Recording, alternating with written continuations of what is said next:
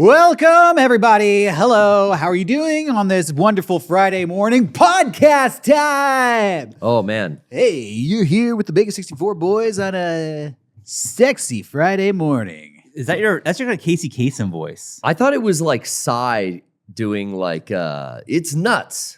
No, Nut job. Nuts. No, that wasn't Psy. Speaking of Psy and Koreans, I think we're on the verge of world peace following the news that came out this week. Of course, you know what I'm talking about. What? Yeah, that's right. North Korean soldiers have discovered pornography. They have? Breaking news, everybody, and we thank you for joining us today on this historic moment. Damn. North Korean soldiers have discovered pornography. Well, what do they think about it? They're jerking off like crazy. That's they're, awesome. They're depleting their semen all over Europe as we speak.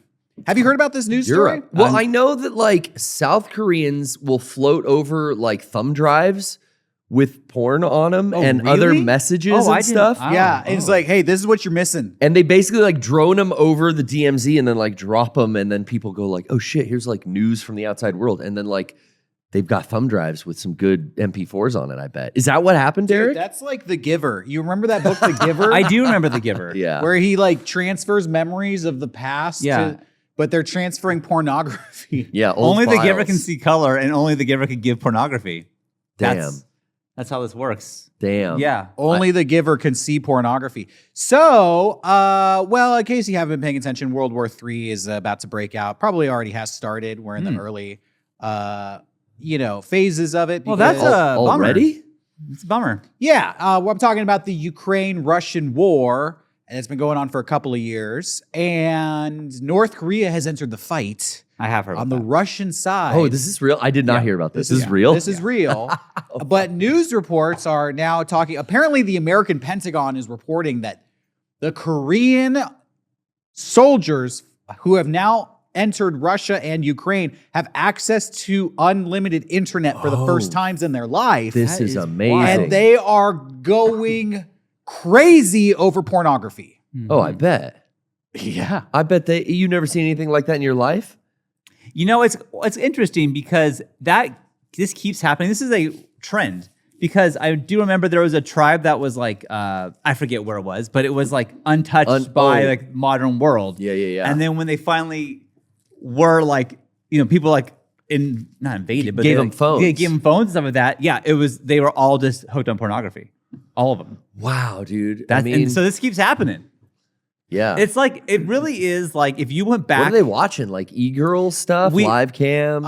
They're like 25 years behind us culturally, so they're like Suicide Girls. Okay, they're into that. Yeah. Checking out Suicide Girls. Hell yeah. It's like tasteful news. They're just Yeah. like, oh, emo girl. They're working up to the hardcore. I think Crazy.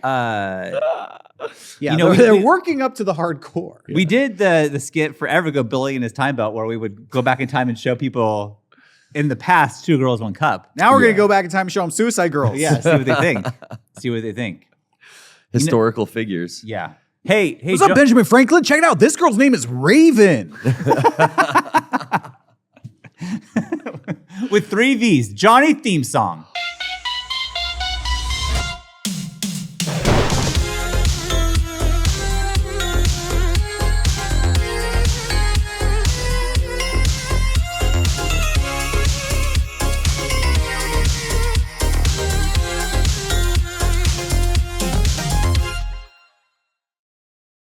We're back. We have the chat open here. Gold Blaze saying, give Benjamin Franklin a boner skit. That's what we're going to do. Damn. And Vinnytron says, Benjamin Franklin was a certified freak. See? There you Indeed, go. he was. There you go. Well, hi, everybody. Thanks for joining us here, Mega64. The full crew here today. Everyone's here. All Everyone's on deck. here? There's not a gap in between. Yeah, just scoot it in. Yeah, perfect. Yeah, nailed it. Oh, fuck.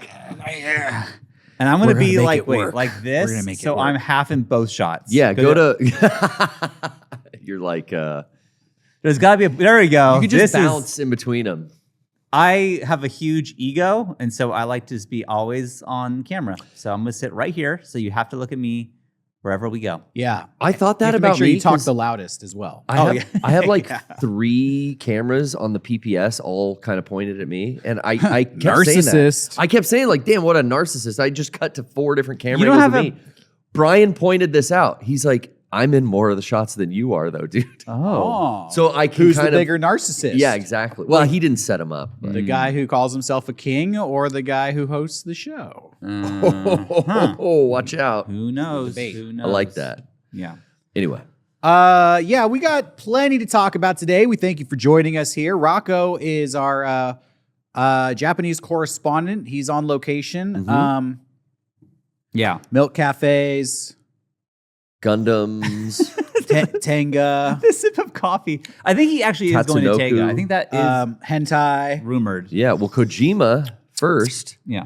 Gotta stop by Koji feet Pro. scans. What's a feet scan? What's a feet scan? That's how they Like put you your don't feet know. in Death Stranding too.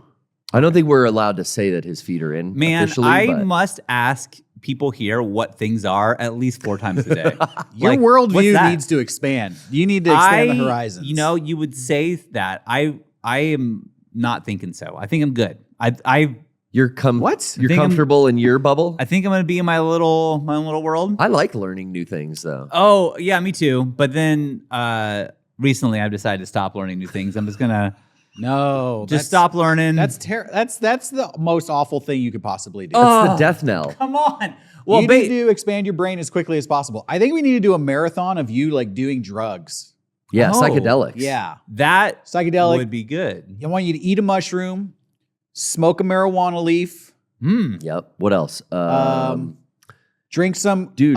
Original recipe Coca-Cola. Do that DMT laser thing that you're all excited about. If you had to do one drug, Yeah. what would it be? Oh, definitely weed for sure. Like an edible or something. That's the one thing you do.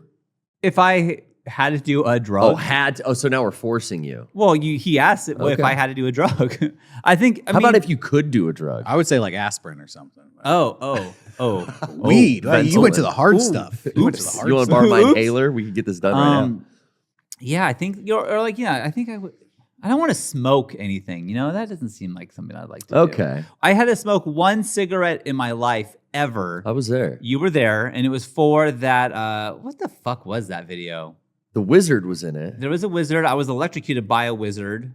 It was a long ass time ago. It was in my dad's old garage. I don't remember what that video was for. Do we burn?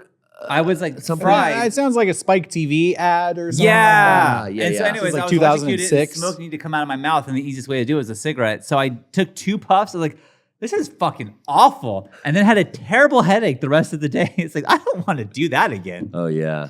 But I know when I was a kid, I thought Nicotine's not for you. that if you smoked a cigarette, you'd be forever addicted. And I was like, That's what the teachers told you. I know. Yeah. So I kind of school. was like, okay, I'm going to do this for the video. And I'm like, I know that that's not how this works. But in my part of my brain was You're like, a little scared. don't be addicted. That DARE program got Do your not head. be addicted. And luckily, you guys, I can report back 20 years later, still have not had another cigarette. So we're good. We are good. So hey, maybe the 2 puffs. Sean, maybe they lied to you. But you also don't know what a feet scan is. I so don't know. Maybe what they a also feet lied scan to you, and maybe marijuana isn't a gateway drug.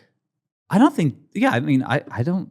I would be. I'm not against doing marijuana. I just Okay. haven't done it. Oh, nice. All right, we're nice. We're working down his defenses. I'm seeing the cracks form, Derrick. We're working on it. We're getting Krista involved. This too. She's 420 gonna help stream. us. Yeah. We're gonna go crazy. Yeah, your sister's Yeah. gonna be My in on sister, it. I said before, and I'll say it again. I love this story. She did come to the warehouse during COVID, and she gave me a bag of gummies and said, I don't know if this will help you, but you are so stressed. Here you go. Yeah. And so she gave them to me. And they're still in my Oh, you still have them? they're Well, that's still in good. my sock drawer, unopened. They're here right now. That's good news. in my house. Oh, That's good news damn. because- we're about to get him to eat one live on camera. yeah. If he Damn. would have got rid of them, then it's like, okay, get him out. But now there's hope. You've got him saved. Just eat one I think ear of they one bear. gotta be expired by now. It's like 5 That's years not how. old. No, that's Don't not work how it that works, way. dude. They found marijuana in the hand of a caveman who was frozen in a glacier from 50,000 years ago, and the scientists smoked it and still got high. Yeah. Dang. So high. That is BC crazy. type high, dude. research. Hey, you know what? Yeah, the caveman's got good shit. I fucking do love science if that's what they're doing. If that's what they're up to, I'm in. I do also really love the story. Who gave you the CBD only gummies that you tried? Oh, that wasn't that was here. Someone it was at some packs or something that someone gave us like those pills. And there was one so it was one CBD pill, and I tried that to calm down. And you said one ever, and you were like rubbing your face. I was just and so pissed. It made me angry. So I didn't do that again. I know. That's some psychosomatic shit. You were pissed already. You preconditioned yourself. That's not what CBD does. Okay? That's what it did to me. I don't know. I also make you angry. Maybe it's like the opposite effect because like people with ADD sometimes like uppers will calm them down, and vice versa. So downers will perk them up. So you're thinking that I may have that, and then maybe my brain's wired a little different. We're I all don't wired a think little you have different. ADD. As a untrained professional, Dr. Derrick. Yeah, I'm gonna say you don't have it. Okay. Everybody else here definitely. Yeah. does. I am. I'm the guilty. one person. 100% everybody here has I'm it. the one definitely person. Not Sean. You got something else, bro. I got a lot of other problems, but not that one. So big news came out today, and I Sure. know everybody out there wants to hear about our opinion. They announced a new Star Wars trilogy is being made. Did they really announce this today? Yeah. Oh, I don't Wow. know. Yeah, wow. You guys haven't heard about this? No. Well, I'm happy to break the news to you. Wow. A new trilogy is being helmed. It's going to be episode. Where do we leave off? Number 9. 9. This is going to be 10, 11, and 12. It's in the Skywalker saga. It's in this an episodic thing. Yeah. Okay. Oh, so we're getting what more is it Rey? about? No, they thought they canceled that Rey one. We don't know what it's about. We have no information Oh. other than it's going to be 10, 11, and 12. It's being helmed by, you're going to get excited about this. Okay. One of the most famous and What's her name? successful filmmaker. What's her name? We're not going woke, okay? We're not getting political. Okay. Get ready to have your fucking mind blown. Get your face ready. Star Wars new trilogy being helmed by Simon Kinberg. Who? Oh. Yeah. I think I say Peg. Who? Who's Simon Kinberg? Who's Simon Kinberg? Did he direct Game of Thrones or something? Who's Simon Kinberg? He wrote, let me check my notes here. Yeah. Just make sure you got it right. just to make sure. Hey, asshole. Who the fuck is Simon Kinberg? Yeah. All you peons out there asking who's Simon Kinberg, listen up. He wrote Mr. and Mrs. Smith. With Angelina Jolie and Brad Pitt? They met on that film. Exactly. He wrote. Exactly. They started banging on that film, dude. He gave us Brangelina, okay? He Okay, gave us so- Surrey. Oh, that's Tom Cruise's kid. What else has he done? What else has he done? Because there's got to be some more recent than that. X-Men Dark Phoenix. Oh, okay. That one, Okay. the one with Sansa? Now we're cooking. X-Men, he worked on the X-Men movies for 10 years, actually. So he did Last Stand. He did Apocalypse. Okay, that was terrible. Yeah, so the Dark Phoenix one I thought was like Bad. really bad. But at least it was the last of like the original He cast. produced the Logan spinoff. There you go. Oh, you like that? Which one is that? Logan. Logan. Oh, he produced it? Yeah. He produced it. No, that means he just had deep pockets? Well, how's that fucking a talent? He produced the Deadpool movies. Does that do anything for No, you? he's a fucking rich guy. Well, he's about to get a little bit richer. Yeah, of course. And he was co-creator of Star Wars Rebels. Oh. Okay. I didn't cartoon. watch Star I didn't Wars watch Rebels. that. Was that a cartoon? It's a cartoon, and Star Wars has always been very lore heavy, and there's like a great canon that goes through the fucking whole thing. And like everyone told me, oh, Rebels is so cool because it takes place during the Clone Wars and it fills all the shit in. Man, I tried to watch that shit. It is for babies. I mean, it is just for fucking children. What? Go figure, it's a cartoon on like Disney XD. I'll never forget that one time the Rocco convinced us to go to that Star Wars movie. Oh, Remember that, Derrick? it's that, With the Clone Sky Guy Wars and movie. Snips. Remember that? Oh my God. The Clone Wars We film. went to the theater I to forgot opening about that day movie. because Rocco was like, "It's a new Star Wars." I'm like, What "Yeah, was but that it's like a movie called? cartoon." I forget. It was the first Clone Wars. What year was that? movie. I don't remember. Like 2000. I remember we left the studio like, "Hey, What was we're that gonna." fucking movie called? Jesus Christ. That wasn't Star Wars Rebels. No, I'm Googling. Was It was Clone Wars Clone something. Wars? It was 2008? Nah. No, I can't. Was it that? yeah. It capped off, or it fit in It had, like, continuity with Baby the Clone Jabba the Wars Hutt show. in it? Yeah, and Yeah. Baby Jabba the Hutt. Sky Guy. Sky Guy. That was Clone Wars. Yeah, that's what it's called. I blocked that from my That mind. was, I remember it was like us in the theater and then some guy who was clearly like a diehard Star Wars fan. And he was like, he had a cane and he was like so excited. I remember him leaving the theater in the middle of it, just being like, fuck this. Yeah, it was for And I was like, yeah, this is different terrible. audience. Dog shit, Raincore shit. Well, just not for us. No, it 40 was 40-year-old men. steaming 40-foot pile of intergalactic Raincore shit. Yeah. Yeah, was I bad. guess It back was then I pretty was bad. younger. If I imagine what a Raincore shit smelled like, it'd be that movie. Mm-hmm. The Raincore taking diarrhea dumps in your To be ear. fair, yeah, diarrhea. Yeah. Oh, angry Star Wars nerd over here. Nice. So I think there's too much Star Wars because I haven't been able to watch Acolyte yet. I just haven't gotten to it. to be fair, can I just say a lot of people say Rebels is good. I haven't seen it. Yeah. It was nominated, maybe even won some Emmys. I think Becca likes it a legitimately. lot of people say that what he did on Rebels was pretty good. Okay. So I think that's why he got this new trilogy. They kept Thrawn and they brought over some characters into these new live action spin-offs, all the Disney Plus shit. So yeah, I mean it's got its credit, but I just thought it was way too young of an audience for me. But the too much Star Wars thing, I just saw some commercial when I was watching TV. There's another Star Wars show with a bunch of kids on Disney Plus. I don't know. Have you seen this? I have no 'Cause idea. No. Every time I turn around, there's like a new Star Wars miniseries. It's like, yo, I stopped at the fucking the last one I thought that was good was where Darth Vader and Obi-Wan actually like show up, and I have no idea. I think it was the Obi-Wan miniseries. Oh. But Well, there's been like Ahsoka and multiple series of The Mandalorian, and now these like little Rugrats running around fucking in some Star Cruiser. Yeah, and you know, for me it was season 2 of Mandalorian, and then they said, "Oh, but you need to watch the Book of Boba Fett if you want to know what's that's where going you got on." out? And I was like, "Oh, I'm good." And I haven't watched Star Wars in any form since that. Yeah, that was the end of it. It's an overloading, oversaturation. oversaturation for me. You can't. Oh, I forgot to mention, he also made the 2015 Fantastic Four movie. With John Krasinski. Was John Krasinski in that? I thought he was Mr. Fantastic. Fantastic. That kid. Oh, Jesus. Holy Yeah, I think it's shit. bad. That's bad. That's No not way. good. Well, everyone gets a second chance, you know. That's true. No, that's not John Krasinski as Mr. Fantastic. Oh, he's gonna be the new one. No, it was Miles Teller was Mr. Fantastic. You didn't even see this movie. It was Oh, such he a made the fucking new Well, I didn't see new- any of them, to be It was honest. a with you. fucking flop, dude. It's rated 4.3 on IMDb. Yeah, this It's was a a flop. 4. That's not good. It's a solid 4. May the 4 be with you. As we direct this next trilogy. Now, is he slated for all 3 films or just the first one? He has, as of right now, he has the trilogy, but Okay. Disney to be can do honest, whatever the they want. reaction of the internet is not excited whatsoever for this.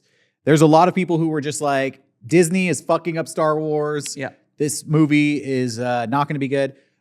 To his credit, he was also a consultant on Rogue One and Force Awakens, which I like Rogue One mostly. Force Awakens was, a hit when it came out. What was that? Is that Force- the game? Force Force Awakens? Awakens? No, that was the first episode 7 with Rey. with J.J. Oh, Abrams. gotcha. Yeah, the first of the new trilogy. Yeah. I'm a fake fan, guys. No, but there's so many Star Wars that you can't even keep track of all the shit they Right. put out. That's exactly true. It's a But A you know, lot. so many Star Wars trilogies and projects have been canceled over the past decade. Yeah. Like, people are not even expecting this. Well, to- yeah, because the thing, like, they kept talking about the Rey movie coming out. Yeah, and then that was just canceled. Like, there's not. that got canceled. The Game of Thrones guys had the trilogy that got canceled. canceled. The Ryan Johnson was going to get a trilogy or movie or something that got canceled. I actually looked up a list online of like all the canceled projects. There's a lot. damn. Yeah. It's like So- they're throwing darts at the wall and seeing what's gonna stick with the fan base. Yeah, they're Nothing calling is. this. They're going to say this is in the continues the Skywalker era, but all the characters in the original movie have been killed off. At this point, Yeah. they're all Yeah. dead, Yeah. and Princess Leia is actually dead. Yeah, yeah. So she's not going to be in it unless they do like an AI, which they're Again. not above. They're not. They can still do AI characters, which They is had- great. I just love that. She died in real life, and then they had the chance to just kill that character off, And they like, didn't do and it. they didn't do They it. didn't do it. It's Weird. it's like, Weird move. Weird move. yeah. You know, when you get to a movie franchise, any movie franchise, and you're talking about numbers 10, 11, and 12, I think how high can your expectations be? Yeah. Well, I mean, if you're talking about Friday the 13th, pretty high. But No, those are the worst fucking ones. no. Jason 10 is the one where he goes to Spacin'. space. Yeah. Spacing. Yeah, I love it. I haven't seen that one actually. I'm just joking. Yeah. I mean, I love those movies, but I would never start anybody by watching those or expect them to be good. Sure. Yeah, it's sure. so funny. Unless we're talking Saw. Actually, Saw 10 was badass. I was looking at Saw 10 was good.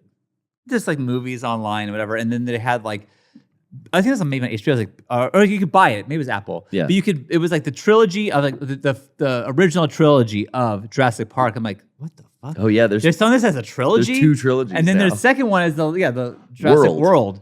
But it's like there is one good movie of all of these movies. There's one like that does not count as a second one's not bad. You got Vince Vaughn. The second It's one's pretty bad. bad. It's The pretty Lost bad. World is bad. Pretty bad. I saw it not too long ago and I really like it. What? Because they go to San Diego and the Yeah, T-Rex they stomps sure around. do. They do go to San They sure Diego. do. They stomp around our downtown. I don't even think that was Skyline. filmed in San Diego. I think there's like 2 shots that are actually Yeah, San yeah. Diego and the rest is fake. But as It's a in kid, LA. like knowing that part of town, I was just like, that fucking little boy wakes up in a house in Coronado. I could tell. I know this. I know it's rich there. He's got a 2-story and a pool in the backyard. That's fucking Coronado, bro. Right on the water. No other option. I loved it. But the Goldblum's daughter does gymnastics and the fucking Yeah. it's all right. Yeah, you're right. Wait, you know what? Correct. You're convincing me. This is a good movie. I didn't realize there was I gymnastics. forgot in it. about the gymnastics scene in the Jurassic Park movie franchise. She does a flip, everybody. which does pay off later when she needs to do a flip away from a dinosaur. That raptor, yeah. Yeah, so that was some good foreshadowing. Oh, but then the Raptors are so smart, they start doing flips. yeah, clever girl, Tail whips. That's what that yeah. athletic girl, That's what they Athletic say. girl. That's Jeff Um, Goldblum says it. Let's start the debate right now, and you can answer in the chat if you're watching or leave a comment. But we can talk here as well. What is your favorite Star Wars movie? Oh my gosh, Empire Strikes Back. I say That's a good one. A New Hope. It's my favorite one. I got to go with. Damn, it's tough. I got to go with A New Hope as well. Really? For me, it's just a complete story. It's just like there's no cliffhanger. It's a great story, and it's the first one. How'd they do that? I got to admit that Kevin Smith has probably skewed my answer with the Clerks brainworm. And that whole conversation just resonates with me that Empire has a better ending. I mean, Luke gets his hand cut off, finds out Vader's his father. It ends on such a down note. yeah. But that's what life is, a series of down endings. I think for me, and I know if Rocco was here, he would say Return of the Jedi is his favorite because we talked about that. So we are fully representational here of the original trilogy on Mega64. When I think of like my favorite, like the feelings that I get from Star Wars, this sense of like whimsy and adventure, it's all of these like little moments, like when they're walking through the desert, they find the like crate dragon skeleton, all just like the cinematography that was inspired by like the older movies and the Ralph McQuarrie art. I just felt like, I don't know, that the first movie, it is like fully contained and I don't know, it's just really special. And I think that I do like Empire a lot, is though. like, this was a pretty, considering a small budget, it was like a independent B movie. Yeah. And the whole time I'm watching it, it's like, how did you do this? I know. How did you pull It's this so off? It's so impressive. Yeah, and then once you get to Empire, there's some money They there got now, money now yeah. because they're such a hit. But it looks like it's all made out of the same shit. Oh, for sure. And it But- fits in the line and the story so well. is, it's great. Do It is you good. guys have a like a Goosebumps moment where like every time this scene comes on or every time this line is read, like you get the chills? I don't think so. I Nothing don't have that stands out. Do you? For me, it's when Luke is against Yoda's better judgment, taking off of Dagobah in his X-wing, and I think Obi-Wan's ghost and Yoda are either bathed in a blue light or a red light. I can't really remember, but they're bathed in this light from the X-wing taking off, and Obi-Wan tells him like, "Oh, I don't know if this is a good idea," some shit like that, and Yoda just goes something about, "No, there's another." Oh. And when he says that line and he's bathed in that light, it's like a puppet talking about, his twin sister, but it gets me like, I do think it's so beautiful. Empire Strikes Back is like arguably the greatest sequel of all time That's because it takes all of everything. I always like to imagine, obviously, these movies came out before I was born. But But I try to imagine what it must have been like to only have seen Star Wars, and that's the only piece of media that exists, and you have all of these ideas of where it could go and what it could be, an empire. You know, the first movie is set on a desert, and then the second movie starts on a snow planet. Yeah. And, you know, you're exploring the asteroid belt, and you fly into that giant thing's mouth, and you experience those, like, a creature of that size. Just, you know, you got the giant space worm. And then I always loved Bespin, Cloud City, as like a... That was cool. I mean, that's just fucking cool sci-fi. Like, Yeah. Did you guys see him in order? I when did. you first saw him? Yeah. I saw him when I was a little kid. So I think this might be No, why my I did answer not. is. Oh, you didn't? Okay. I would watch him on like USA because they Yeah. would play them every once in a while on television. And I think they would just do the trilogy like a marathon every once in a while, playing it on TV. And I had no idea what I was watching. So I'd kind of catch it for a few minutes and I have to go do something. And I'd come back and be like, oh, it's still on. And like, oh, now the gold guy's at a palace talking to a giant Yeah. Jabba the Hutt. There's so many fucking worms in Star Wars, by the way. Yeah. He likes little worms. There's the worm in The Empire Strikes Back that's on the asteroid. Dianoga in the trash compactor is a worm. Oh, yeah, you're There's right. a worm in the trash compactor. Jabba the Hutt's a giant gangster worm. Then he takes you to the Sarlacc and feeds you to an even bigger worm. The asteroid that they're inside. Yeah, that's what I'm talking about. Yeah. That has a name. I can't remember. You know, when I was George Lucas got like a worm fetish. I remember into being worms. a What's up with this dude kid and and my worms? parents were like, hey, the next 3 nights are going to be Star Wars nights. And so we watched the first one. Oh, that's cool. And then the second one. I do remember after Empire, I was like, I cannot wait for the next one. Like, I need to watch it now. And then my parents were like, we had to wait years. Like, you got to wait a day. It's fine. But So- I was like, I got to fucking know what happens now. So, like, I didn't see A New Hope until the 1998 re-release in theaters. Oh, see, that is what My a whole lot childhood, yeah. I had a cassette tape that my parents recorded Empire and Jedi from HBO. I remember the home box office intro was on the recording still. Yeah. Where the camera like pans in and that awesome music plays. I watched those and didn't know that there was a fucking first movie. I just thought like, yeah, watch these space movies. It's Star Wars, like Empire and Jedi. I didn't really even know until I was an actual adult and it was like, hey, these are getting re-released and the one I've never seen is first. Like, what? I will say too, I don't know if my parents planned this or if it was a coincidence. Probably a coincidence, honestly. But we watched the Return of the Jedi on 4th of July. We watched the movie ended and then we went to go see the actual fireworks. I remember being like, my mind was fucking blown. This is like the coolest thing that's ever happened. It was just like I was Star Wars high at that point. The whole galaxy was celebrating. It was celebrating. It was like perfect timing. But Yo. anyways. Star Worms. So many worms in there. Yeah. I never properly saw them in order until the re-release in 1997. Yeah. And then I got to go to Taco Bell, get all the cool toys. I still have them, bro. Do you really have your Oh, Taco yeah. Bell I'm toys? such a hoarder, bro. I got got some it. of that stuff too. Hmm. God bless Taco Bell. Oh. Best fast food chain of all time. I just saw something today that was like people finding out the name is because of the last name of the creator. It's Bell. The guy who invented Taco Bell was like Jonathan Bell. What? Yeah. See? And that was everyone else's reaction. Are you serious? Yeah. Unless I was lied to on the internet. That's but a that little. That's doesn't not happen. possible. They can't do that. They don't lie online, do they? Nope. I'm a bellhead myself. Mm-hmm. I'm a bell end. Bellman. I'm a bell ender. I'm a Belmont. Oh, that's something Hey, different. you said on the pre-show that you started playing Silent Hill 2, Yeah. which I want to get into because you don't play scary games, and so I was surprised to hear this. What made you play this? Yeah. Well, I like to stay up to date on video games and what's been happening in video games. And I know Silent Hill remake has come out. A lot of people love it. Johnny's been playing it. Yeah, I beat it. You beat it. I think it's my game of the year, truthfully. See, Johnny's been talking about how great it is. And I've always heard about Silent Hill. So I was like, you know what? This game's what, like 25 years old, 23 years old? Came out in 2001, right? The original?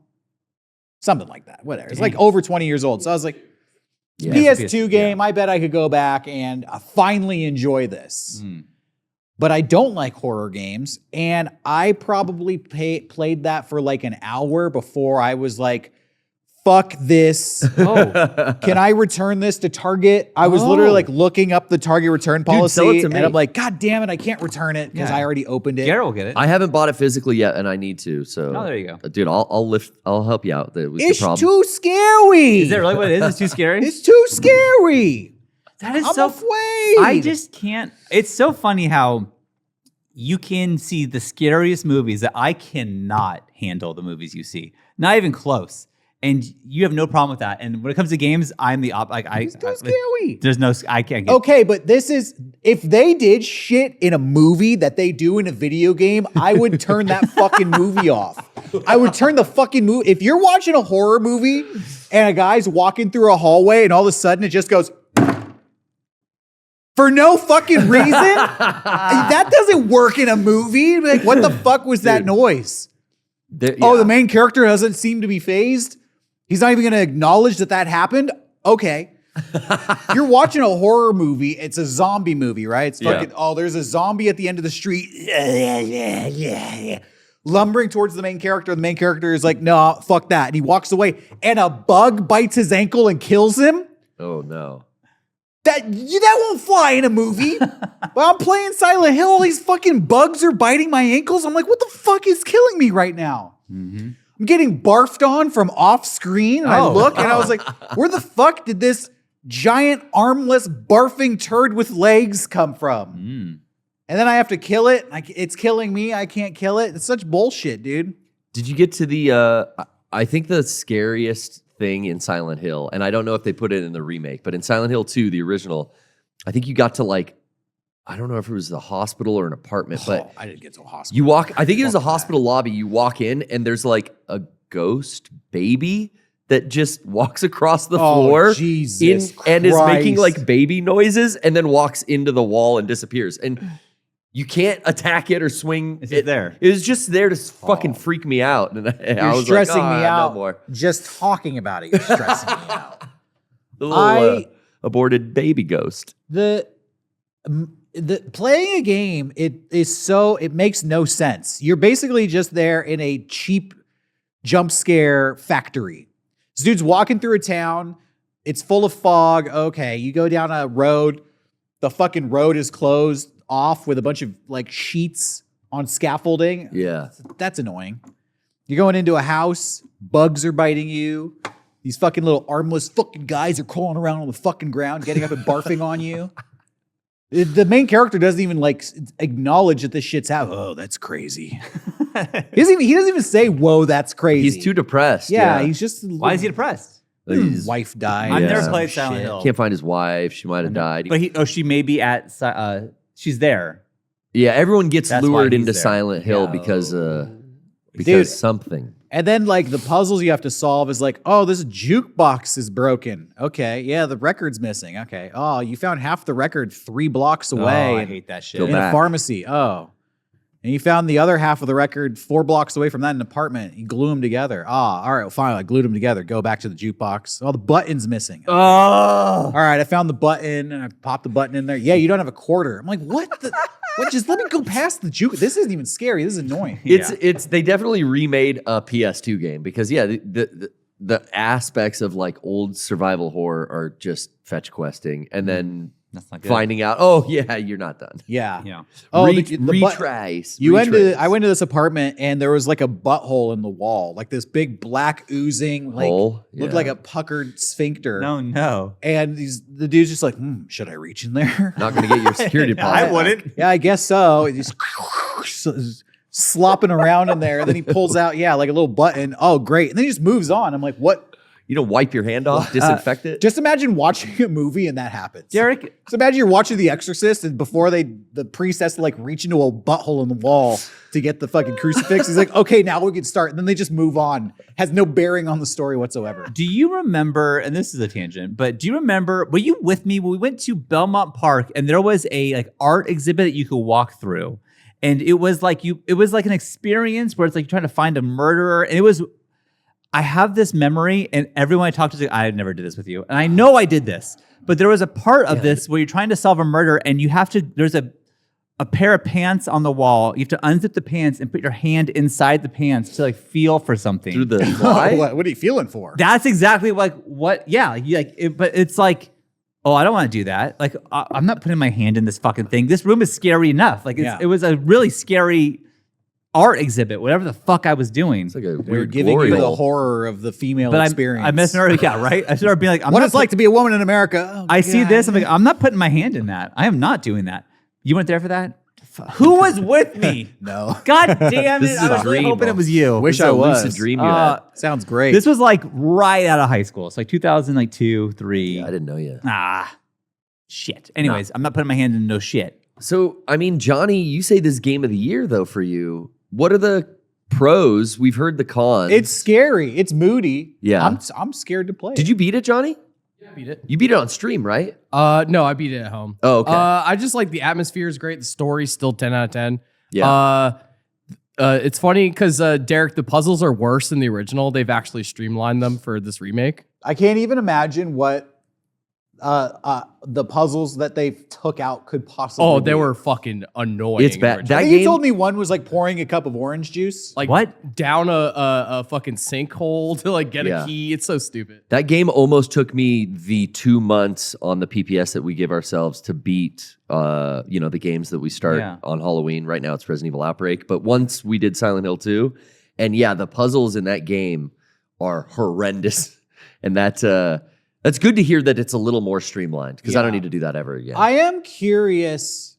I am strangely curious to experience more of it. But I think the thing I don't like the most about survival horror games, and I think this is the nature of a video game, is to make it scary, they have to take the power away from you. Yeah. So the whole game, I just feel like I'm a shitty gamer. Yeah. You know, I just feel like, wow, I suck at playing this.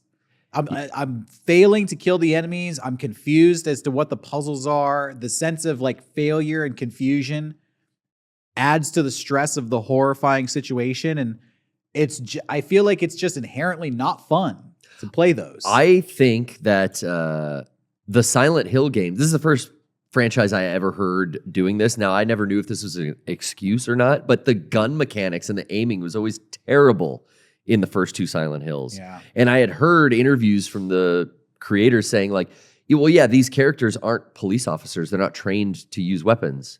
You find a gun and you've never shot a gun before and you're going to miss most of your shots. And I'm like, yeah, but the fucking dog's eating my face off and I missed like 5 shots before now I'm out of ammo. But that's the impending constant weakness you're supposed to feel. And I like to imagine that the joy that a player might get from playing these is like the satisfaction of fighting through that. And Yes. rising to the occasion of like, yeah, that was scary. Yeah, that was challenging, but I still survived. And you feel that like I'm a survivor feeling, but I never get that feeling. I'm just always like, I died. Yeah, I I'm just suck. running away. This is stressful. I'm always running from shit in Silent Hill games. Yeah, maybe I like have the wrong mentality because I like to think I'm pretty good at video games, but I try to like kill everything. And maybe in a survival horror, I need you to just like gotta run away from yeah. everything. It depends on the remake because like you had to play Resident Evil 1, 2, and 3 by conserving your ammo and running away. Yeah. But then they made those remakes that completely changed to They- modern gaming They thinking. became action games. They give you enough, if you kill every enemy, they drop enough ammo to keep you able to kill every enemy. Yeah. I don't know if Bloober Team did that with Silent Hill the way that they did with the Resident Evil. Kind of. Because that is definitely the modern way to play a game. And I honestly enjoy that, I think, a little more too, Derrick, is like, I want to annihilate everyone and pick up all the items and keep going. I want to use the equipment I get, not conserve it. There's a dodge mechanic in Silent Hill 2 Remake, and the game really wants you to use it. Also, It like, sucks, though. yeah, no, there's PS2 jank for sure. Yeah. But yeah, they want you to kind of like clear out areas. I played most of the game on easy, and it throws you a ton of ammo, so it wasn't too bad. But I'm playing it on like normal. Yeah. So if I do go back, I have to bump it down to easy because I cannot handle this fucking And game. that is me on every game I play. I put it on easy. And I get some shit about that, but it's like I'm trying to have fun, and like I can't. When I see the insane level, it's like I just beat Red Dead 1 remake, not remake, but they put it on Switch. I just beat that game, with Beckett. Yeah. And there were some parts like, how could you do this on any? I'm on easy, and it's taking me 30 tries. Like, how do you do this on any other difficulty? It's impossible. Because like a lot of people will New Game Plus and then bump the difficulty up because now they have everything available to them, you know, all the best guns, all maxed out and shit like that.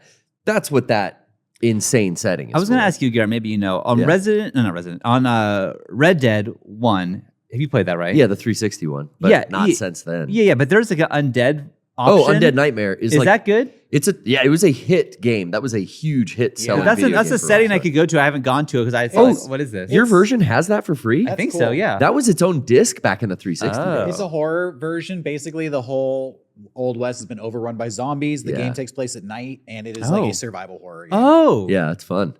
And you're still, what's his Still face? John Marston. Yeah. Okay. I'll check that out. Maybe, Johnny, is the chat saying that I'm right? Is it on there? Do they know? If you saw that option, what do I you thought play I on? did. PS5? No, I'm on Switch. Switch. Yeah. Dick- So it was like easy, hard, Undead whatever, Nightmare. and then undead. Yeah, But it must I- be bulked in and included in that Switch package. That's pretty cool. All right. All right. It's fun. I like the original Red Dead better, but I was really excited for Undead Horror. That's what it's called, right? Undead Nightmare. Undead Nightmare, yeah. Yeah. I did play that when it came out. Mm-hmm. I'll check it out. Red Dead is so good, man. Dude, it's funny because I played the second one first and beat it. Yeah. Then went back and played the first one and realized this kind of makes more sense because I didn't realize the second one was a prequel. And so I played chronologically, I guess. But yeah, I was like, I know they're doing GTA 6 and that's been taking them forever. Yeah. But I would Not that long. I would love another Red Dead in some fashion. I guess like 2 holds up still. It's so good that you could just go back and play that. You don't really need another one. I mean, yeah, I probably did. I beat that game and I maybe did like 13% of the things you can do in That's that game. true. Like that is a You could explore that forever. yeah, you can Red play Dead that 2 forever. was like, I think that is in my top like 5 games of all time. See, what I plan on doing and what I kind of do is like, I don't buy or play a lot of new software. I just really love going back to my favorites, like my top 10s and like All we know. getting that 10 getting more out of them, squeezing the rest of the juice out. And Red Dead's one that eventually like, yeah, I got to go back to. Yeah, you know, I Dead 2. thought that I was that way, but then even when it came to like Resident Evil 4 Remake, I started playing it and it was different than the Resident Evil 4, but I was like, I've been in this fucking village so many times and I never went back to it. I was like, I've played this so many times Yeah. and I just didn't care. So I think maybe I'm not that way. I love that like every 2 or 3 years, a game gets kind of erased from my memory. So it's almost like, well, I mean, these is familiar, but I don't remember where the locations for puzzles are anymore. Sure. That makes sense. And now with online, or not online, but like PC ports of these games, I love that there's these arranged modes. I've been watching, Ray streams some Resident Evil arranged. I think it was him I was watching. Don't quote me on that.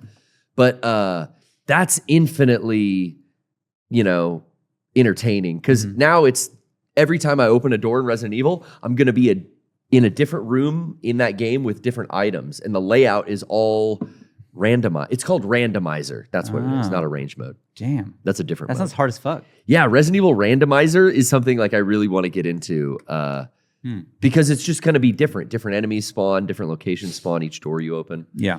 Hey, let's take a moment to plug ourselves. Our sponsors are ourselves this week. And if you've been following the news recently, you know that about a week ago we had a emergency stream on Tuesday where we, things were not looking so good for Mega64. Things are looking a lot better now thanks to the support of our fans. Yeah. We really appreciate you Yeah. out there. If Absolutely. you're tuning into the show, we love you. If you like what we do here and you want us to continue to do it, you can support us by going to patreon.com/Mega64, signing up for any of the tiers you see there. We have a whole range of them from a very small financial support from you to a very high one, if that tickles your fancy. Yeah. People on tier 3 and above will be featured in the credits of today's show and all future podcasts. So keep an eye out for your name if you signed up, because you're going to see it later today. You can also go to shop.mega64.com and pick up some merchandise. And we really appreciate it. Yeah. So check out patreon.com/Mega64, shop shop.mega64.com. And if you just want to buy a picture of us eating lasagna, we do have a Ko-fi, Coffee. whatever There you you want to go. call it. Which is coffee.com/mega64, maybe? Kofi-fee. Thank you, John. Ko-dash-fee. Jesus Christ, Sean. It's Idiot. Ka-dash-fee. And for the Patreon, we just put up, Garrett and I watched Rocky Horror Picture Show and did a movie club on that came out today. I had never seen it before. So Do like this, okay. and then go up. I now I know what that means. I didn't know what that meant a day ago, but now I do. That was so fun. I could tell though I was keeping Sean long. I was like, no. You skipped the He kept song. saying, "You're jumping stuff. You're jumping stuff." I'm like, we are an skipped the hour song in, here." bro. We're an hour in. I mean, is it the plot or are we skipping songs? Well, there you go. Anyways, Eric Bedore is saying, look at your watch. This is going to be good. What's your watch say?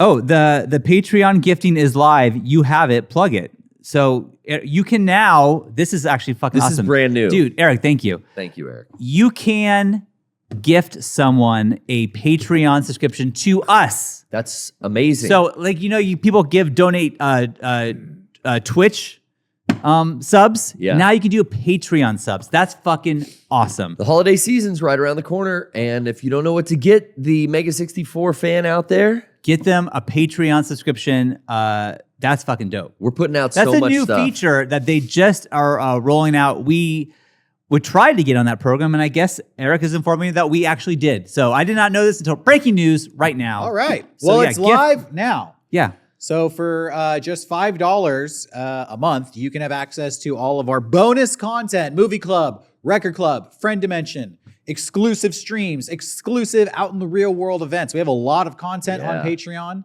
Our post show. You can give that to somebody else. Our post show will be there today, streaming there later today. And we're going to have a lot more new content.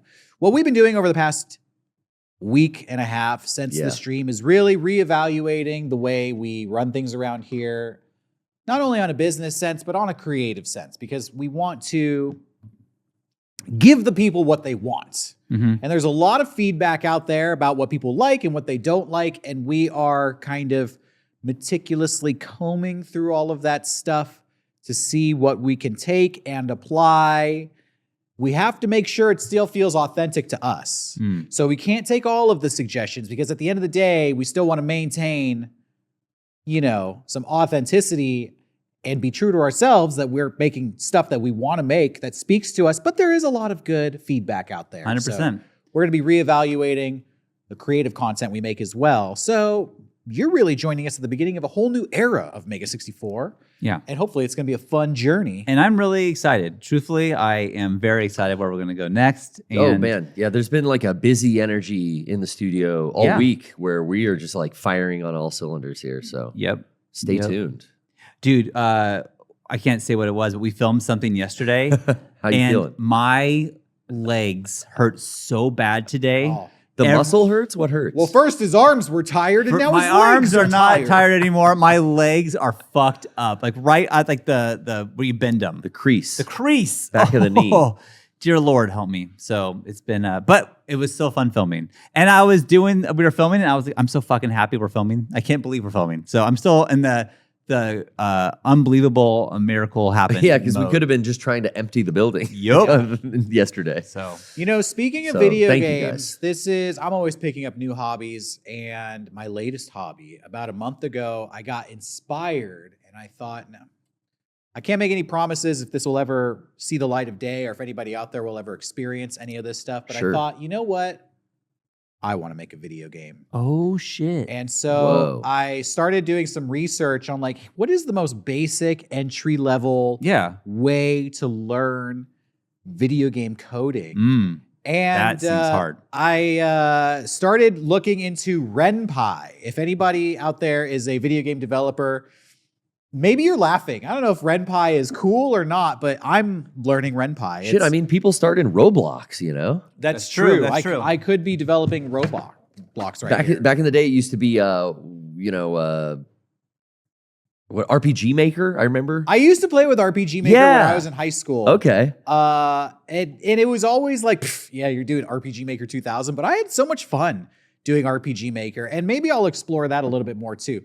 When we did Rusty Diamonds, the video for Kickstarter, I made a little RPG Maker That's right. 2-second game Yeah. in it. To get footage for that video. So I'll have to go back to it. Yeah, Ren'Py is a visual novel engine. If Okay. you know what a visual novel is, Sure. you kind of like read. But I like to think that, I don't know, I got really inspired because I don't really like visual novels, but I played a couple and it just really inspired, gave me a lot of ideas. You're in that background with your, Kickstarter comic. Yeah, I've been doing a lot of writing. Yeah. Um, But just the novel and the comic aesthetic too. It kind of fits the visual yeah, novel. exactly. I've been writing the comic book, which is out, which is done and it's coming out very soon. I could talk about that as well. Yeah. We're about to send it to the Phobia. printer. I've been doing a lot of like screenwriting competitions, and I've been placing pretty well. Hell yeah. After doing it for like a couple years, I'm starting to like rise up and rank in these competitions that I'm participating in. So I feel like I'm figuring out writing a little bit. And then a lot of people never see this stuff, but I do acting on the side. I take acting classes. I made a lot of friends in like the local acting community, and I've been making some short films with there. And I made a short horror film with a friend of mine. And we submitted it to some film festivals here in San Diego. They got nominated for best horror film. Hell yeah. It was like a 3-minute, 4-minute film. And I thought maybe I could take that horror film and break it up into scenes and turn those into cut scenes and then use the visual novel to kind progress. of like, to build out the story in between these cut scenes. So I was learning how to use Ren'Py to almost make it a way to experience a movie with a little bit more interactive That's cool. okay. elements to it. Yeah. And it was just very basic, like learning how to, because I think it's like Python programming that I'm Okay. going through. If anybody out there has any resources or stuff that you think would be interesting to me as somebody who's learning Ren'Py, feel free to like tweet that at me or share it with me on social media. I've been watching a lot of YouTube videos. And as I was going through the process, I almost felt like this is fun. This is cool. I'm happy to be learning this. What I'm creating is a little bit boring by my own taste. Sure. So then I started to get like meta with the game and almost like what I was creating was a horror story about a ghost. And I was like, well, what if the ghost was trapped in the game that you're playing? So you're playing a game and experiencing this movie, but then every once in a while the game will break and the ghost will start talking to you directly that's cool. as the player. And it almost turns into like a dating sim where you have to interact with this ghost and you don't really know why. Whatever. interesting. Yeah. Almost like playing on the theme of like making a friend that you don't necessarily want to make and having to socialize with But somebody. you're forced to do That it. Yeah, you're forced to do it because you're playing this game and Right. this ghost keeps coming like, hi, and fucking popping out at you and fucking jump scaring you. Whatever. That's what I'm exploring. Like I said, I don't know if this will ever like see the light of day, but this is just something in my new free hobby. time. In my free time, I've been working on it. That's really just cool. Sitting in the back of my house with like a cup of coffee, like coding. It's made me really appreciate more than I ever have before video games and what goes into making a video Right. game. Yeah, it to me, I've seen enough to know like, oh, this is like impossible. Like, how did you do this? And I feel bad. Even like this game sucks. Like, yeah, but even the fact that you played the game is a miracle. Well, the fact Like, that it works. Yeah, the fact it's that crazy. It's not buggy and it plays I don't understand a thing about coding outside of like a couple DOS lines that I used to have memorized to play my floppy disks. Like I've never entered lines of code into a terminal before and don't know the first thing about it. And nor do I want to. It's pretty straightforward. It's like a logic exercise. You know, you have to say like, all right, let's if this, then that kind of shit. exactly. Let's Yeah. hey, start the game, and when the game starts, show this screen. And let's have 2 buttons here, new game and continue. And if you hit new game, it goes to this scene. If you hit continue, then you go to this menu. And then you just build out from there. All right, first scene is this setting and have this character sprite move here. And now put this text on screen. You And know? is it like this character sprite is located in this location? Yeah, and I'm just generally describing, this isn't what I'm doing in Ren'Py, but this is generally like the basics of, when you're coding a game. And then I look at a game like Breath of the Wild or Tears of the Kingdom, and so I'm just many like, options.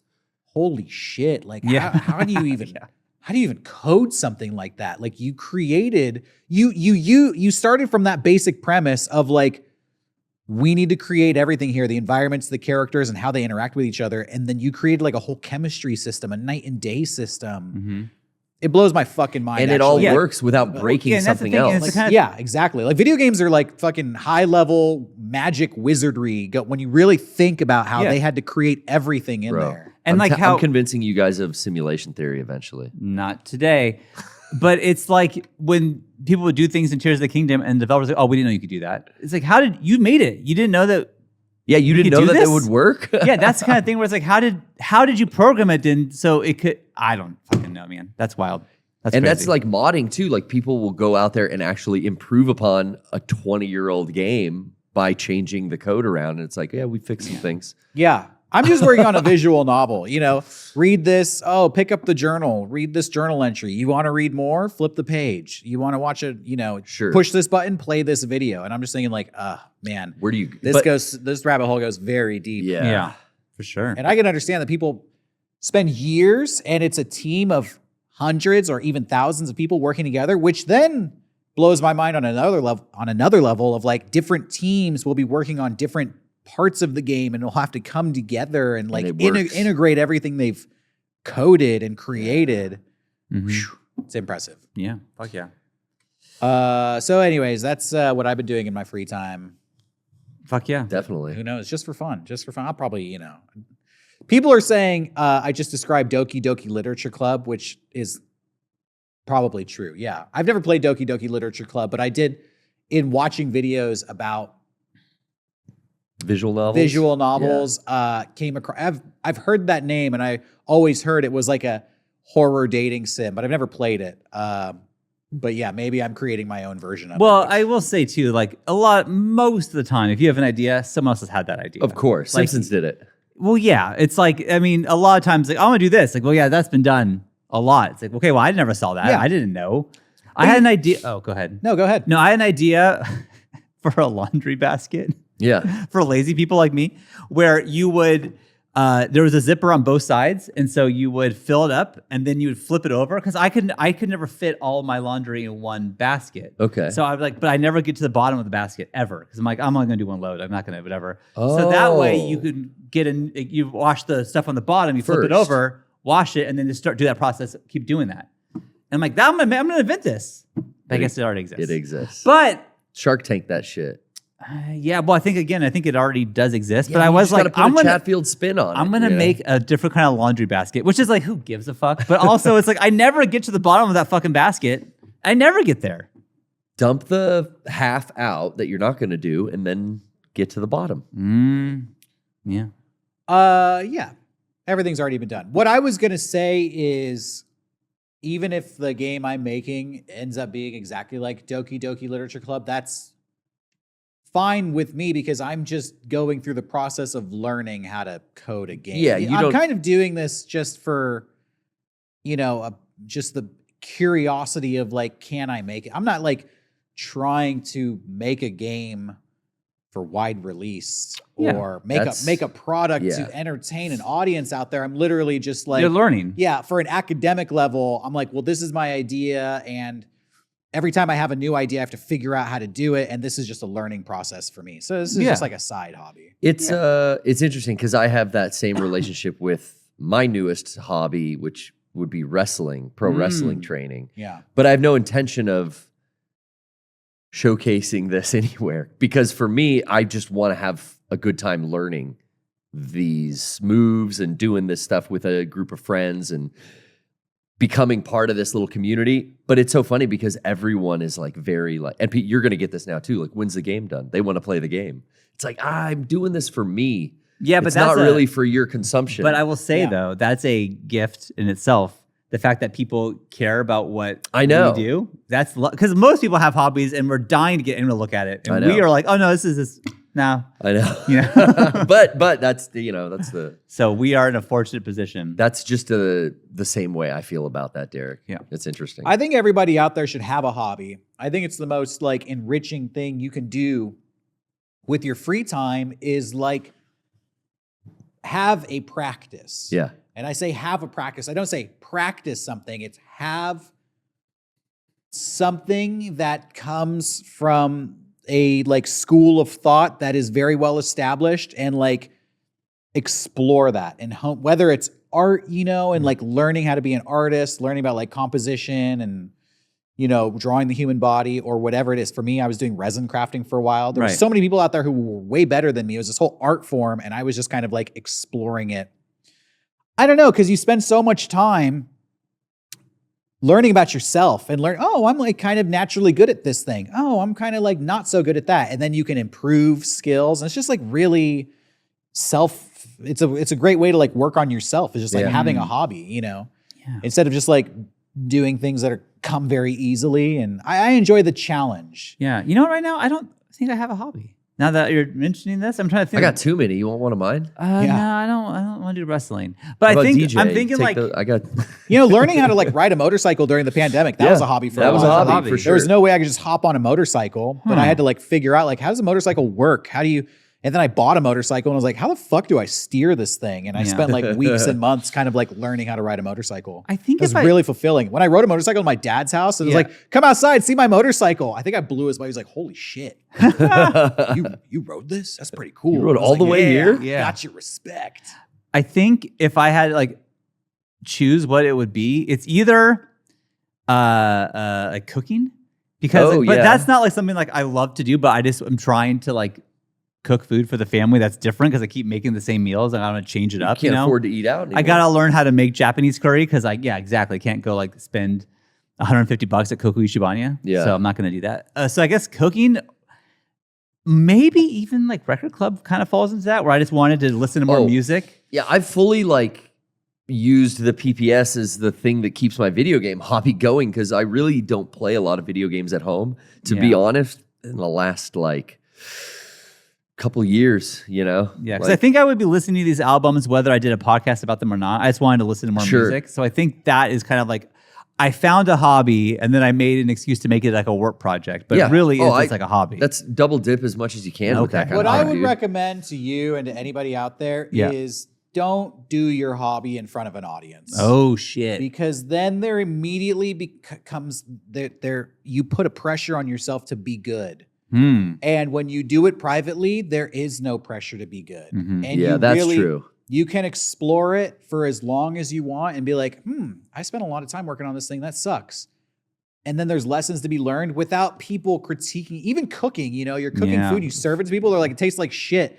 And that hurts. It does hurt. Yeah. But if you're just making stuff and trying it yourself and you go, okay, I could do that better. And you go back and make it again and you're just privately practicing something. To me, that's like the benefit of a hobby. It's almost like a form of meditation and just, it's just something you keep to yourself and work on. And maybe until you feel confident. Yeah.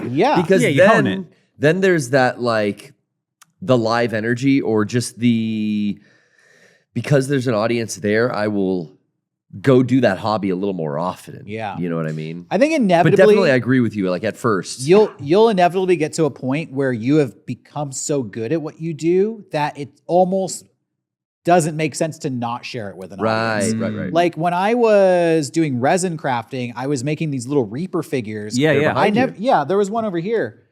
God, I probably made like 50 of those things. And I was like polishing them. And I was like, these are pretty cool. But I would just set them on a shelf and make a new one, experimenting with like color combinations. And eventually I was like, there's a whole other aspect to figure making, which is like making the packages.